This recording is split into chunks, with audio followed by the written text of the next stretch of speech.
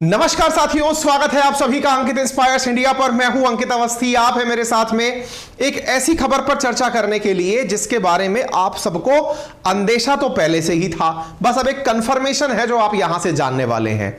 क्या अंदेशा था, क्या कंफर्मेशन है, ये तो आपको थंबनेल देख के ही पता चल गया होगा।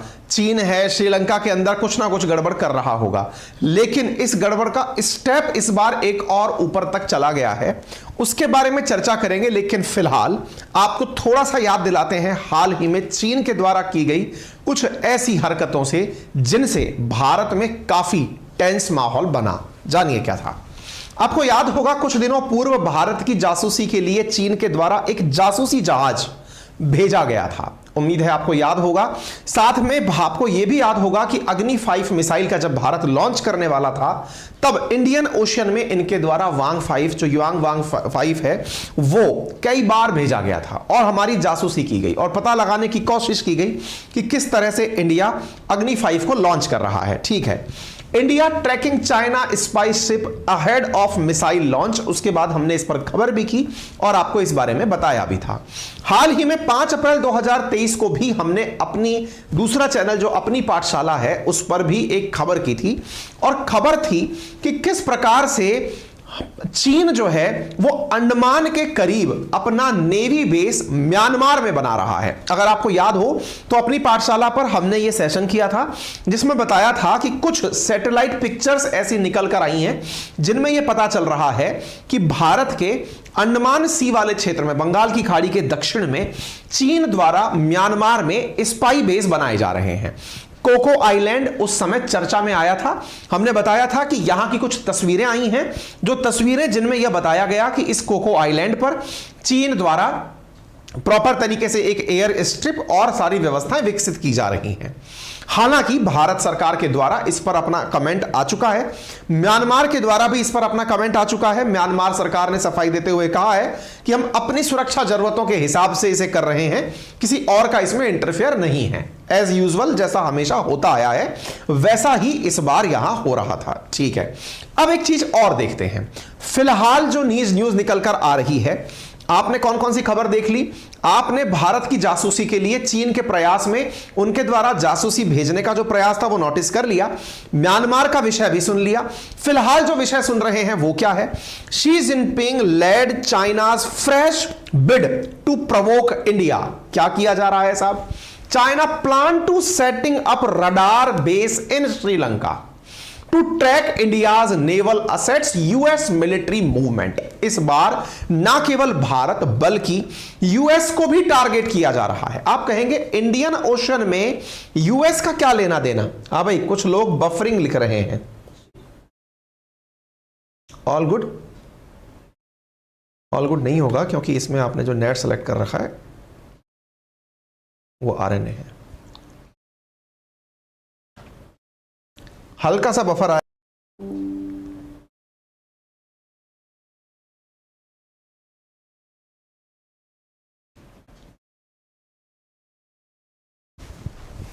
अब होपफुली सही हो जाएगा। ठीक है, जो भी हल्का सा लैग आया था वो दूर कर दिया गया। अब क्या है? तो China plan to setting up radar base in Sri Lanka to track India's naval assets US military movement. इस बार अमेरिका को भी लपेटा जा रहा है। सवाल बड़ा बनता है, सर अमेरिका को कैसे लपेट सकता है कोई? अमेरिका तो वहां बैठा हुआ है। बिल्कुल सही सोच रहे हैं, अमेरिका तो बहुत दूर बैठा हुआ है। नक्शे पे खोजोगे तो इंडियन ओशन में कहीं अमेरिका नहीं दिखाई देगा। लेकिन अमेरिका, यूके, फ्रांस, ये जो देश पहले बहुत ज्यादा कॉलोनियल रूप से डेवलप रहे हैं, इन्होंने महासागरों का महत्व समझा है। इन्होंने समझा है कि जिस महासागर पर इनका कब्जा हो जाएगा वहां पर व्यापारिक नियंत्रण स्थापित करना इनकी महती ताकत दर्शाएगा। इसी कारण से इंडियन ओशन में डियागो गार्सिया नामक स्थान पर अमेरिका यूके की मदद से अपना नेवल बेस चलाता है।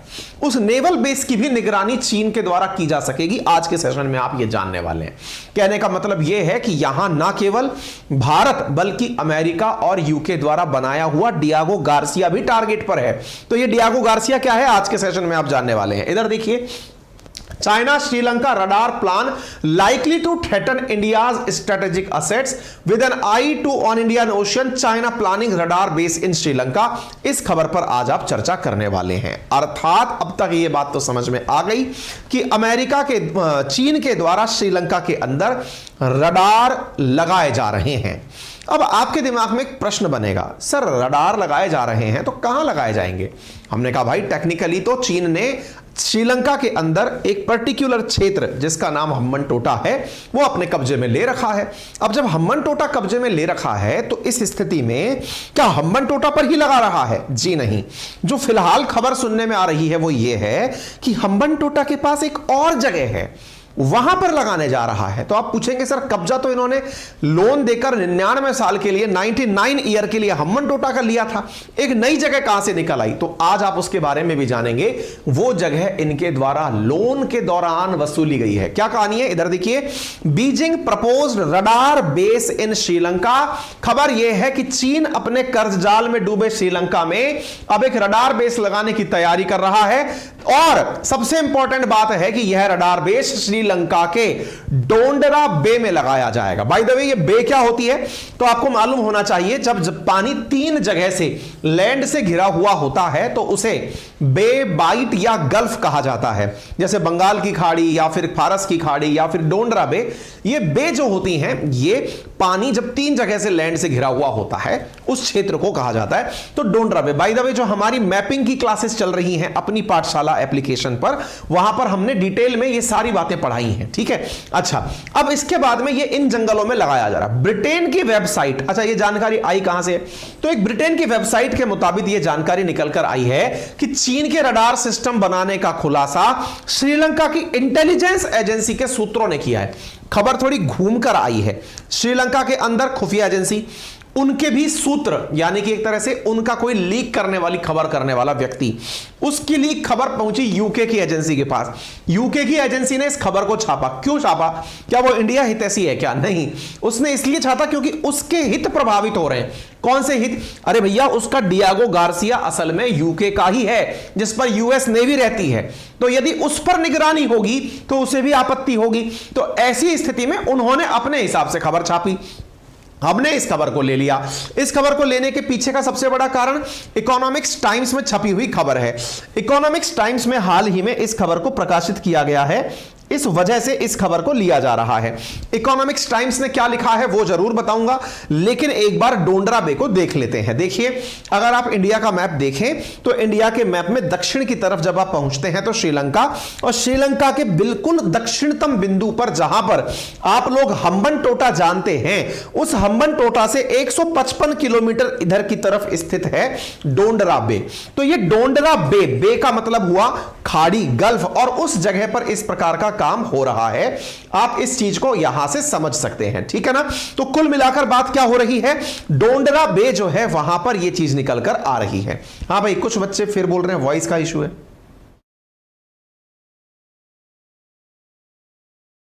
दक्षिणतम बिंदु पर जहां पर आप लोग हम्बनटोटा जानते हैं, उस हम्बनटोटा से 155 किलोमीटर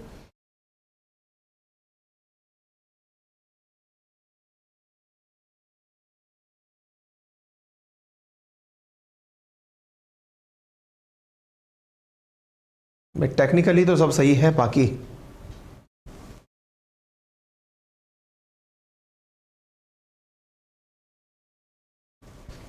हाँ जी, तो ये 155 किलोमीटर जो है वो डोंडरा बे से स्थित है, ठीक है। अच्छा, अब इसको थोड़ा सा इस तरह से समझिए।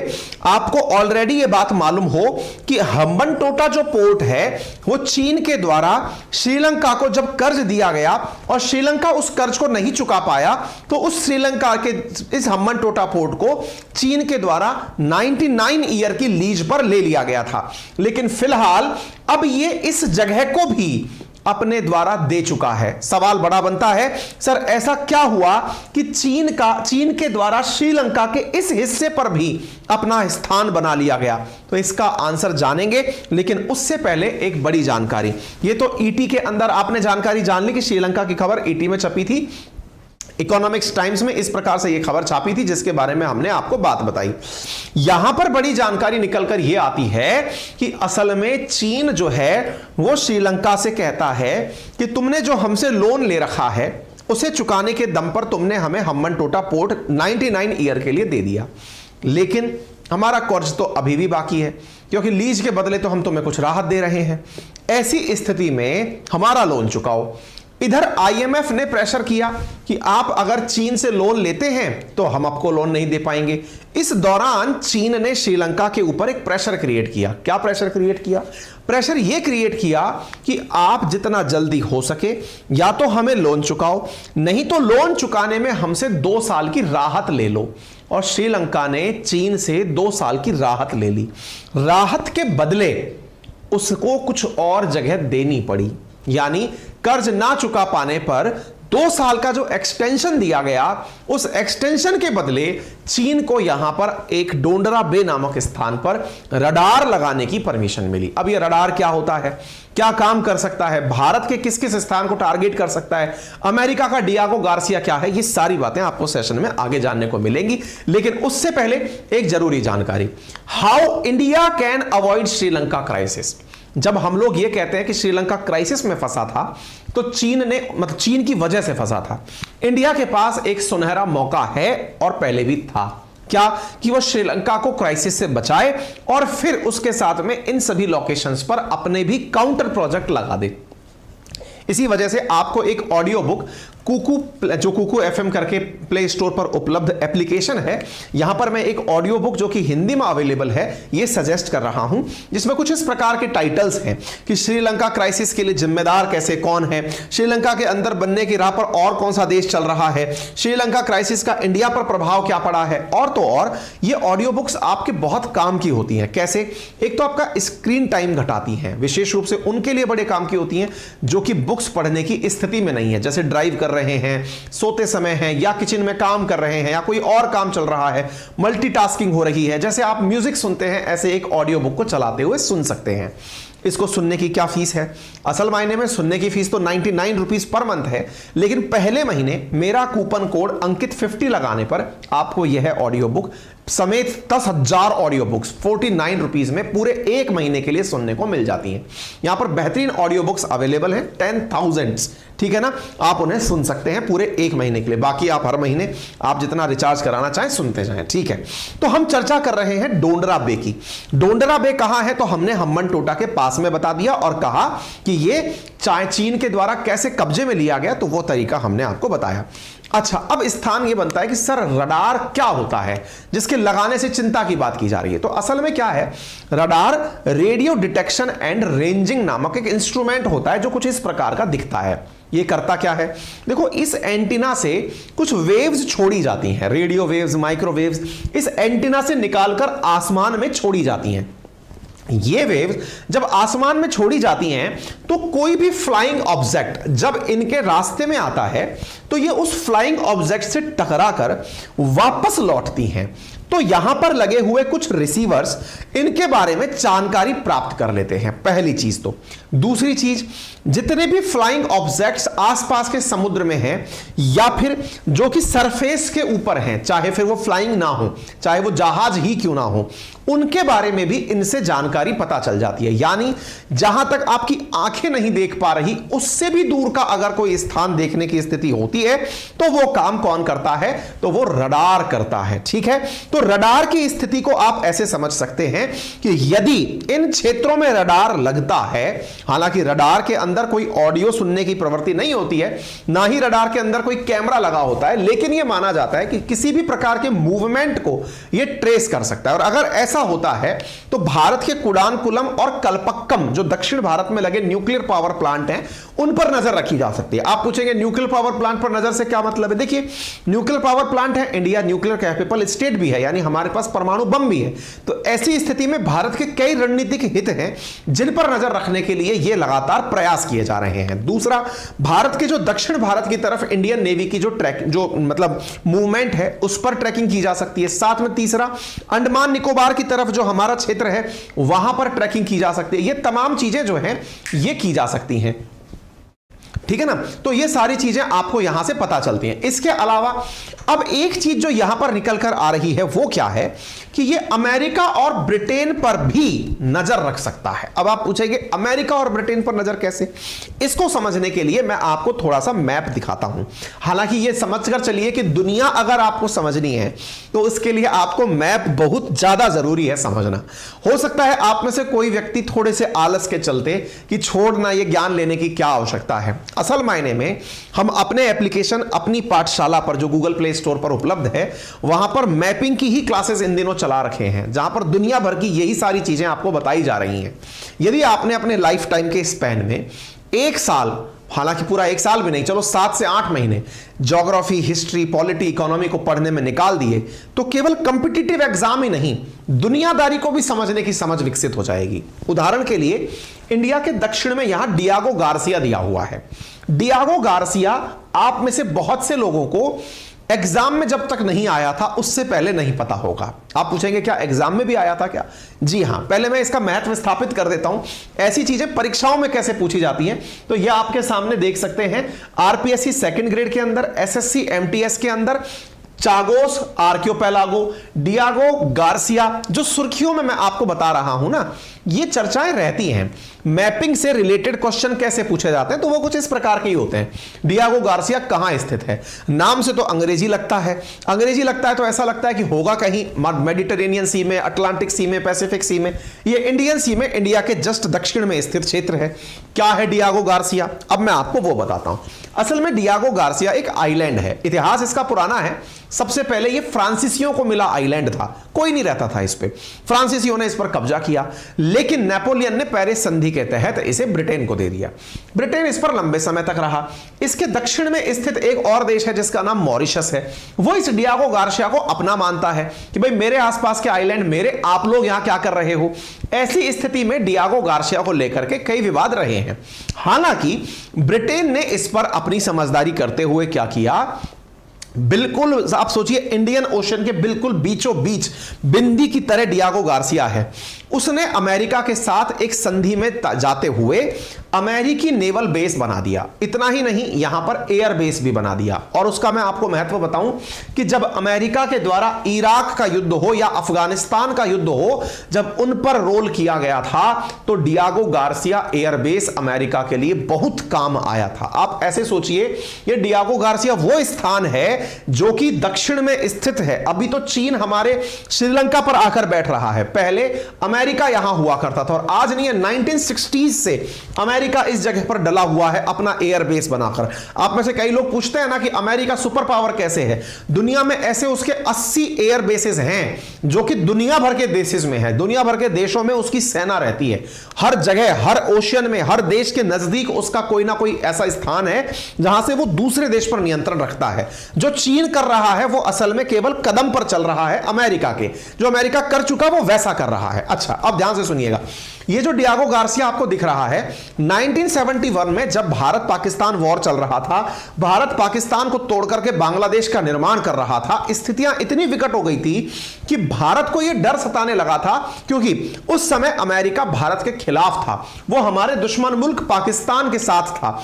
अमेरिका ने भारत को धमकाते हुए कहा था कि यदि आपने इस युद्ध को नहीं रोका तो मैं आपके साथ युद्ध करने आ जाऊंगा। आपको मालूम हो कि अमेरिका के कई नेवल बेसिस से यह डर हमें सताने लगा था कि कहीं भारत पर यह सब तरफ से आक्रमण ना कर दे पाकिस्तान की हिफाजत के लिए। लेकिन एन मोमेंट पर आकर हमें यूएसएसआर, तत्कालीन सोवियत रूस ने बचाया था। उस समय इंदिरा गांधी जी की सरकार हुआ करती थी और इंदिरा गांधी जी जो कि आयरन लेडी थी, उन्होंने यूएसएसआर को उस समय याद किया और कहा कि देखिए स्थितियां विकट हैं, अगर आप आ सकते हैं तो आइए। और यूएसएसआर ने केवल अनाउंस किया कि हां मैं आ रहा हूं, इतने में अमेरिका दुबक कर वापस बैठ गया कि नहीं चलना चाहिए हमें, नहीं तो फिर मामला फैल जाएगा। और यूएसएसआर ने अपनी पनडुब्बियां हमारी तरफ भेजना शुरू कर दिया कि आप चिंता मत करो, आप परफेक्ट रूप से चल ले तो हम आ रहे हैं। इस तरह से उस समय भारत की स्थिति बहुत नाजुक थी। यानी अमेरिका ने इन डियागो गार्सिया पर जो लोकेशन है ना, इससे भारत जैसे देश को कंट्रोल करने की कोशिश इतिहास में की है। अभी क्या हो रहा है, अभी श्रीलंका के दक्षिण में जो हम्बनटोटा नामक स्थान है, हम्बनटोटा पर चीन ने अपना बेस बना लिया, शिप बिठा दिए। इसके साथ साथ इसने अभी जो यहां पर रडार लगाने की बात की है, इससे हमसे ज्यादा टेंशन यूके को है। यूके को, क्योंकि डियागो गार्सिया यूके का था, ये वाला जो स्थान है ना यूके का था। इस पे बैठाया हुआ कौन है? अमेरिका बिठाया हुआ है। तो अमेरिका और यूके की संयुक्त सेना यहां पर रहती है। ऐसी स्थिति में होता क्या है कि उन्हें डर है कि चीन यहां आ गया तो वो हम पर निगरानी करेगा, क्योंकि इंडियन ओशियन क्षेत्र में जो ये लोग अपना प्रभुत्व बनाने रखना चाहते हैं। देखिए, आप में से कुछ लोग पूछेंगे इंडियन ओशियन इतना महत्वपूर्ण कैसे हो सकता है? एक बड़ा सवाल है ना, इंडियन ओशियन इतना महत्वपूर्ण अमेरिका के लिए या चीन के लिए क्यों हो सकता है? देखिए, इसके पीछे का बड़ा आंसर समझ लीजिए। क्योंकि दुनिया का जितना तेल पैदा होता है ना, उसका लगभग 80% तेल जो निर्यात होता है ना, वो इसी इंडियन ओशियन रूट से होता है। क्यों? क्योंकि जो पर्शियन गल्फ है ना, यही सारे देश हैं जो सबसे ज्यादा तेल का उत्पादन करते हैं। जब ये तेल घटा भी देते हैं तो भी 60% से नीचे मार्केट नहीं आता है, यानी 60% मार्केट पर रीच इन गल्फ कंट्रीज की है।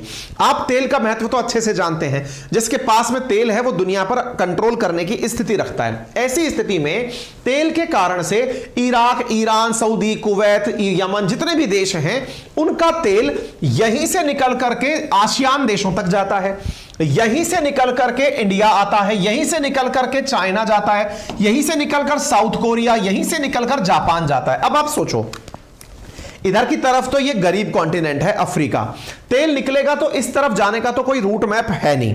उधर की तरफ बैठा हुआ जो कॉन्टिनेंट यूरोप है, बाय द वे ये कॉन्टिनेंट का अध्ययन भी आपके लिए आसान होगा यदि आप लोग अपनी पाठशाला एप्लीकेशन पर मैपिंग की क्लासेस पढ़ लें।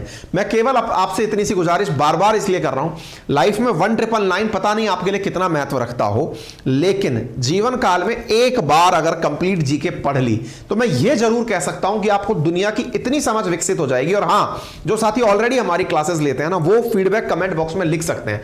आप गूगल प्ले स्टोर पर जाकर हमारा एप्लीकेशन जब खोजेंगे ना, तो कमेंट बॉक्स में आपको लोगों के जवाब मिल जाएंगे। प्ले स्टोर पर जो रिएक्शंस हैं वो बच्चों ने जो दे रखे हैं, उन्हें आप देखिए, समझिए, क्योंकि ये जीवन जीने की शैली है। अब मैं जो बातें बताता जा रहा हूं, मैंने एक लाइन अभी बोली, क्या बोली कि यहां से अगर आप इस तरफ चल दें, किस तरफ? पश्चिम की तरफ, तो यूरोप है। आप पूछेंगे क्या गल्फ यूरोप से तेल नहीं खरीदता? क्या नहीं खरीदता? क्यों नहीं खरीदता? क्योंकि यूरोप को तेल या तो अमेरिका बेच देता है या रूस बेच देता है। इसका मतलब यूरोप का इस तरफ कुछ लेना देना नहीं है। यहां जो लेना देना है वो असल में या तो इंडिया का, या आसियान का, या चाइना का, या जापान का, या साउथ कोरिया का है। दुनिया का 5वीं बड़ी इकोनॉमी इंडिया, दुनिया की दूसरी बड़ी इकोनॉमी चीन, दुनिया की तीसरी बड़ी इकोनॉमी जापान, जब टॉप 2, 3, 5 नंबर के देश यहीं पर स्थित हैं, तो यह सोचकर देखो कि उनके लिए इंडियन ओशन कितना काम का होगा। दूसरा, इन देशों को अपना माल बना करके अगर यूरोप भेजना हो तो ये यहीं से आकर के इंडियन ओशियन आएंगे, यहां से गल्फ ऑफ आदेन, बाबे मंडल, लाल सागर से स्वेज कैनाल से भूमध्य सागर, और भूमध्य सागर से फिर वो यूरोप में एंट्री करेंगे। इसका मतलब तेल जाएगा यूं और माल बन के आएगा यो, इसके अलावा कोई रूट ही नहीं है। इसका मतलब सोचो कि जिसका इंडियन ओशन पर कंट्रोल है, उसका वर्ल्ड ट्रेड पर कितना कंट्रोल है। आप इससे अंदाजा लगाइए आज अमेरिका के लिए पूरी रणनीति इंडो पैसिफिक पर केंद्रित क्यों है। इसका केवल इतना सा मतलब है कि इंडो पैसिफिक क्षेत्र अगर सुरक्षित रहा तो विश्व व्यापार पर नियंत्रण रह पाएगा, और इंडो पैसिफिक क्षेत्र से नियंत्रण हटा तो उसके लिए सब यूजलेस हो जाएगा। इसलिए सब देश इस क्षेत्र पर अपनी पकड़ बनाना चाहते हैं। अपन कहते हैं ना, इंडिया को दुनिया इतनी तवज्जो क्यों देती है? जो इंडियन ओशन दुनिया भर के लिए इतना मायने रखता है, उस पर सबसे बड़ा जो नेवल बेस है या सबसे बड़ा जो कोस्ट लाइन है वो इंडिया के पास है।